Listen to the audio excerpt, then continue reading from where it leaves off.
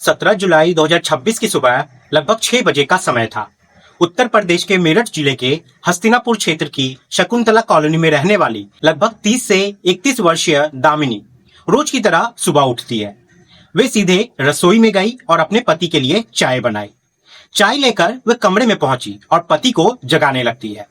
उसने कई बार आवाज दी लेकिन कोई प्रतिक्रिया नहीं मिलती है। पहले तो उसे लगा कि शायद गहरी नींद में होंगे, लेकिन जब उसने उनका हाथ पकड़कर उठाने की कोशिश की तो हाथ बिल्कुल ढीला होकर खुद ब खुद नीचे गिर गया। शरीर में कोई हरकत नहीं बची थी। दामिनी यहाँ पे घबरा गई। उसने तुरंत पति की नब्ज टटोलने की कोशिश की और ये देखने लगी कि सांस चल रही है या नहीं। अपनी ओर से उसने हर संभव कोशिश की, लेकिन शरीर पूरी तरह शांत हो चुका था। ये देखते ही वे जोर जोर से चीखने लगी। उसकी आवाज सुनकर आसपास रहने वाले लोग दौड़ते हुए घर पहुंचे। जब सभी कमरे में पहुंचे तो देखा कि 35 वर्षीय अतुल पवार अपने ही कमरे में बेसुध पड़े हुए थे। बिना समय गंवाए परिवार और पड़ोसियों ने अतुल को नजदीकी स्वास्थ्य केंद्र पहुंचाया, लेकिन डॉक्टरों ने जांच के बाद उन्हें मृत घोषित कर दिया। कुछ ही देर पहले तक पूरी तरह स्वस्थ दिखने वाला व्यक्ति अचानक कैसे मर सकता है, ये बात किसी की समझ में नहीं आ रही थी। डॉक्टरों ने प्रारंभिक जांच के आधार पर आशंका जताई कि अतुल की मौत सांप के काटने से हुई है। ये सुनकर परिवार के लोग पूरी तरह हैरान रह गए। उन्हें इस बात पर बिल्कुल भी विश्वास नहीं हो रहा था। सूचना मिलते ही अतुल के माता पिता और अन्य परिजन भी वहां पहुंच जाते हैं। अतुल मूल रूप से बहसोमा थाना क्षेत्र के भंडोरा गांव का रहने वाला था। उसके पिता अजब सिंह, जिनकी उम्र लगभग 72 वर्ष थी, पेशे से किसान थे। मां संतोषी देवी की उम्र करीब 70 वर्ष थी। उसका बड़ा भाई कुलदीप रिटायर्ड फौजी था और अपने परिवार के साथ गांव में ही रहता था। अस्पताल पहुंचने के बाद परिवार के लोग बार बार डॉक्टरों से पूछ रहे थे कि आखिर हुआ क्या है। डॉक्टरों ने यही बात दोहराई कि यह मामला सांप के काटने से हुई मौत का प्रतीत होता है। इसके बाद परिवार वालों ने सपेरे को बुलाया। जिस कमरे में अतुल सोया हुआ था उसकी पूरी तलाशी ली गई। तलाशी के दौरान सचमुच वहां से एक जहरीला सांप कमरे से बरामद हो जाता है। आकार में वो छोटा था, लेकिन बेहद खतरनाक प्रजाति का था।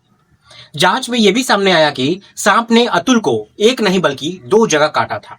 हालांकि सांप मिलने और डॉक्टरों की बात सुनने के बाद भी अतुल के माता पिता को इस पूरी घटना पर विश्वास नहीं हो रहा था।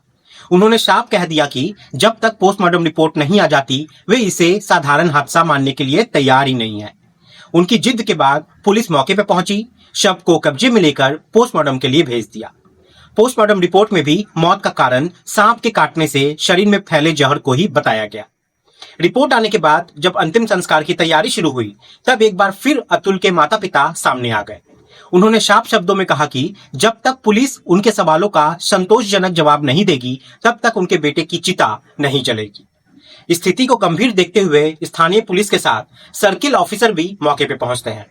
उन्होंने बुजुर्ग दंपत्ति से पूछा, आपने पोस्टमार्टम की मांग की थी, हमने वो भी करवाया, अब अंतिम संस्कार का विरोध क्यों किया जा रहा है?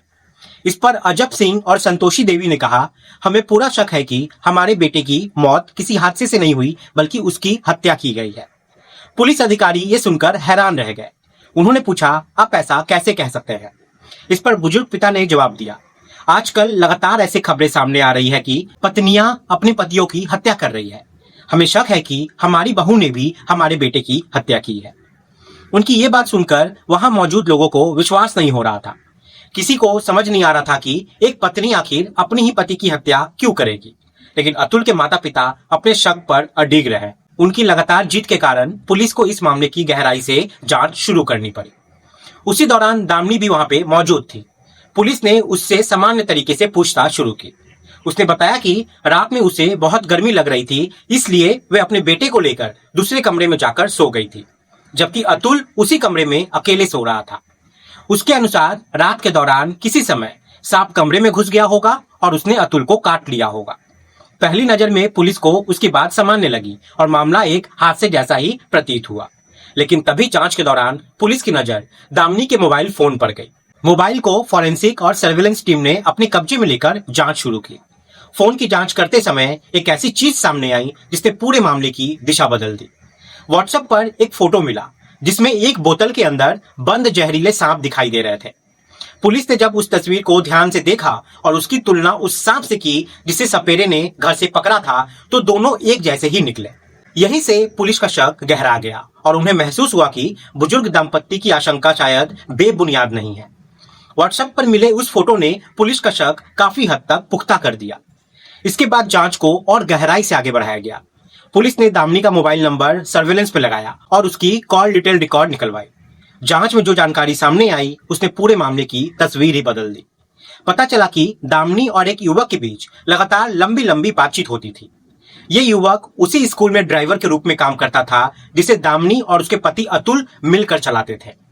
कॉल रिकॉर्ड से यह भी सामने आया कि दामिनी इस युवक से जितनी बातें करती थी उतनी शायद अपने पति से भी नहीं किया करती और यहीं से पुलिस का शक और गहरा होता चला गया। पुलिस ने तुरंत उस ड्राइवर को हिरासत में ले लिया। उसका नाम तुषार उर्फ निक्की था। वे उसी कृष्णा किड्स प्ले स्कूल में ड्राइवर की नौकरी करता था। इसके साथ ही दामिनी को भी पूछताछ के लिए हिरासत में पुलिस ले गई। पूछताछ के दौरान धीरे धीरे पूरी कहानी सामने आने लगी। ये कहानी साल 2018 से शुरू होती है। उस समय मेरठ जिले के हस्तिनापुर में एक कॉस्मेटिक की दुकान पर दामिनी खरीदारी करने पहुंचती है। संयोग से उसी समय अतुल पवार भी वहीं मौजूद था। पहली मुलाकात में ही दोनों एक दूसरे की ओर आकर्षित हो गए। बातचीत शुरू हुई, फिर मोबाइल नंबरों का आदान प्रदान हुआ और धीरे धीरे दोनों के बीच प्रेम संबंध बन गए। कुछ समय बाद दोनों ने शादी करने का फैसला भी कर लिया। दामिनी ने अपने परिवार से बातचीत की, जबकि अतुल ने अपने माता पिता और बड़े भाई को अपने फैसले के बारे में बताया। लेकिन दोनों परिवार इस रिश्ते के पक्ष में नहीं थे। काफी विरोध के बावजूद दामिनी और अतुल ने साल 2019 में अपनी मर्जी से शादी कर ली। शादी के बाद दामिनी अपने ससुराल भंडोरा गांव आ गई। दोनों का वैवाहिक जीवन सामान्य रूप से चलने लगा। अगले ही साल यानी 2020 में उनके घर एक बेटे का जन्म हुआ। अब यहाँ पे यदि दामिनी की पढ़ाई की बात करें तो उसने डबल MA और B.Ed किया हुआ था। पढ़ाई पूरी करने के बाद वे एक कंप्यूटर कंपनी में नौकरी भी कर चुकी थी। कुछ समय बाद दामिनी ने अपने पति से कहा कि वे नौकरी छोड़ना चाहती है। उसने सुझाव दिया कि दोनों मिलकर अपना एक स्कूल खोले। उसने कहा कि B.Ed होने के कारण उसे शिक्षा के क्षेत्र की अच्छी समझ है और यदि दोनों साथ मिलकर काम करेंगे तो भविष्य बेहतर हो सकता है। अतुल को भी ये विचार पसंद आया। साल 2022 में दोनों ने अपनी अपनी नौकरियां छोड़ दी और हस्तिनापुर के रामलीला ग्राउंड के पास कृष्णा किड्स प्ले स्कूल की शुरुआत की। स्कूल में नर्सरी से लेकर कक्षा 5 तक की पढ़ाई होती थी। शुरुआत में बच्चों का एडमिशन कम था, लेकिन धीरे धीरे स्कूल की पहचान बनने लगी और विद्यार्थियों की संख्या बढ़कर लगभग 150 तक पहुंच गई। पति पत्नी पूरी मेहनत और ईमानदारी के साथ स्कूल को आगे बढ़ाने में जुट गए थे। सब कुछ सामान्य और खुशहाल दिखाई दे रहा था। लेकिन साल 2024 में इस कहानी ने एक नया मोड़ लिया। तुषार उर्फ निक्की नाम का एक युवक नौकरी की तलाश में उनके स्कूल पहुंचा। उसने दंपत्ति से कहा कि उसे काम की जरूरत है और वे उनके यहाँ नौकरी करना चाहता है। आखिरकार 10,000 रुपए प्रति माह पर उसे स्कूल में ड्राइवर की नौकरी दे दी गई। तुषार ने बताया कि वे मूल रूप से कोहला गांव का रहने वाला है, लेकिन फिलहाल हस्तिनापुर के रामलीला ग्राउंड के पास किराए पे रहता है। नौकरी मिलने के बाद उसने स्कूल में काम शुरू कर दिया। किसी ने भी उस समय ये नहीं सोचा था कि यही व्यक्ति आगे चलकर इस पूरे मामले का सबसे अहम किरदार बन जाएगा। स्कूल में साथ में काम करते करते दामिनी और तुषार के बीच नजदीकियां बढ़ने लगी। तुषार की बातें दामिनी को बेहद पसंद आने लगी। धीरे धीरे उसका अपने पति अतुल से भावनात्मक लगाव कम होता गया और वे तुषार के प्रेम में पड़ जाती है। दोनों अक्सर मौका मिलने पर एक दूसरे से मिलते, लंबी बातें करते और समय के साथ उनके बीच अवैध संबंध भी बनने लगे। हैरानी की बात यह थी कि इस पूरे घटनाक्रम की भनक ना तो अतुल को लगी और ना ही परिवार के किसी अन्य सदस्य को। बाहर से सब कुछ सामान्य दिख रहा था। अतुल और दामिनी रोज की तरह स्कूल आते जाते थे, स्कूल का काम संभालते थे और सामान्य पति पत्नी की तरह जीवन जीते हुए दिखाई देते थे। लेकिन पर्दे के पीछे एक ऐसा रिश्ता पनप चुका था जो आगे चलकर एक बेहद खौफनाक साजिश में बदलने वाला था। पूछताछ के दौरान पुलिस ने जब दामिनी से उसकी और तुषार के रिश्ते के बारे में सवाल किए तो धीरे धीरे पूरा सच सामने आने लगा। दामिनी ने बताया कि तुषार उससे कहता था कि वे पूरी जिंदगी उसके साथ बिताना चाहता है। हालांकि तुषार खुद भी शादीशुदा था, लेकिन उसने दामिनी से वादा किया था कि वे अपनी पत्नी को तलाक देकर उसके साथ शादी कर लेगा। दूसरी ओर दामिनी के सामने सबसे बड़ी बाधा उसका पति अतुल था। अतुल केवल उसका पति ही नहीं था, बल्कि स्कूल का बराबर का साझेदार भी था। स्कूल खड़ा करने में उसकी मेहनत और पूंजी दोनों बराबर लगी थी। इसके अलावा दामिनी को यह भी पता था कि अतुल के नाम करीब 20 लाख रुपए की जीवन बीमा है। उसके मन में अब लालच पैदा हुआ कि अगर किसी हादसे में अतुल की मौत हो जाती है तो बीमा की रकम भी मिल जाएगी और उसके रास्ते की सबसे बड़ी रुकावट भी हमेशा के लिए खत्म हो जाएगी। यहीं से दामिनी ने अपने पति को रास्ते से हटाने की योजना बनानी शुरू कर दी। पुलिस के मुताबिक उसने लंबे समय तक इस साजिश पर काम शुरू किया। वे इंटरनेट पर तरह तरह की जानकारी जुटाती रही, डॉक्यूमेंट्री और थ्रिलर फिल्में देखती रही और ऐसे तरीकों की तलाश करती रही जिससे हत्या भी हो जाए और किसी को उस पर शक भी ना हो। इसी दौरान उसने एक बार अपने पति की सड़क दुर्घटना कराने की कोशिश भी की थी, लेकिन उस प्रयास में अतुल बच गया क्योंकि उसने हेलमेट पहन रखा था। जब ये योजना नाकाम हो गई तब दामिनी ने एक नई चाल चली। उसने अपने पति को विश्वास दिलाया कि एक ज्योतिषी ने परिवार पर बड़ा संकट आने की भविष्यवाणी की है और उससे बचने के लिए कुछ वर्षों तक माता पिता से दूर रहना जरूरी है। अतुल पहले ही कुछ छोटे मोटे हादसों का सामना कर चुका था, इसलिए वो पत्नी की बातों पर भरोसा कर बैठा। उसने अपने माता पिता को भी यही बात समझाई और आखिरकार पूरा परिवार गांव छोड़कर शहर में आकर रहने लगा। शहर में आए उन्हें अभी मुश्किल से 3 महीने ही हुए थे कि दामिनी और तुषार ने अपनी सबसे खतरनाक योजना पर काम करना शुरू कर दिया। दोनों ने तय किया कि हत्या को प्राकृतिक हादसे का रूप देने के लिए जहरीले सांप का इस्तेमाल किया जाएगा।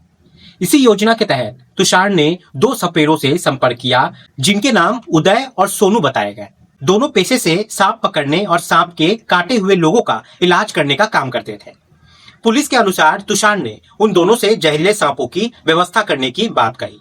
सपेरों ने इसके बदले 5 लाख रुपए की मांग की।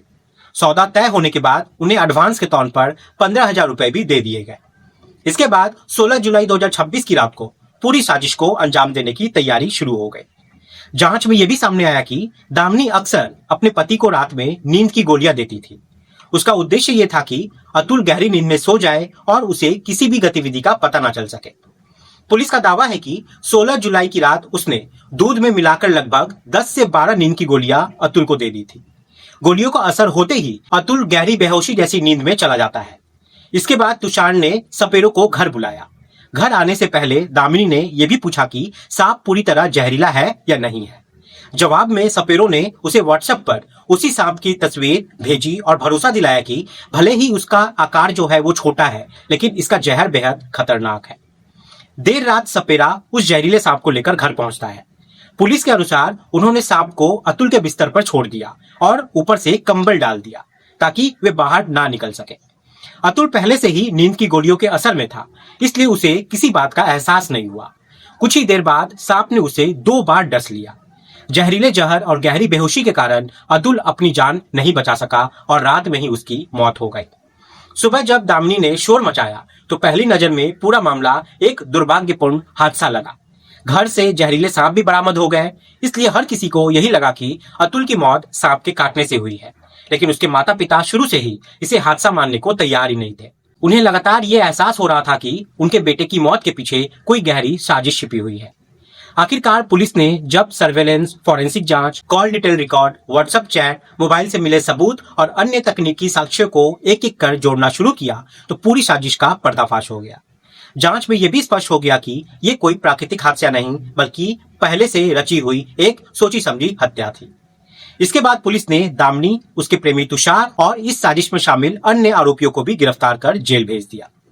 जब इस मामले की तस्वीर और खबरें अखबारों तथा सोशल मीडिया पर सामने आई तो लोग हैरान रह गए। किसी को विश्वास नहीं हो रहा था कि डबल MA और BEd की पढ़ाई कर चुकी, नौकरी कर चुकी और अपना स्कूल चलाने वाली एक शिक्षित महिला इतनी खौफनाक साजिश रच सकती है। इस पूरे घटनाक्रम का उद्देश्य दोस्तों किसी की भावनाओं को ठेस पहुंचाना नहीं बल्कि लोगों को सतर्क और जागरूक करना है। आप सभी यहाँ पे सतर्क रहें, सावधान रहें। जय हिंद, जय भारत।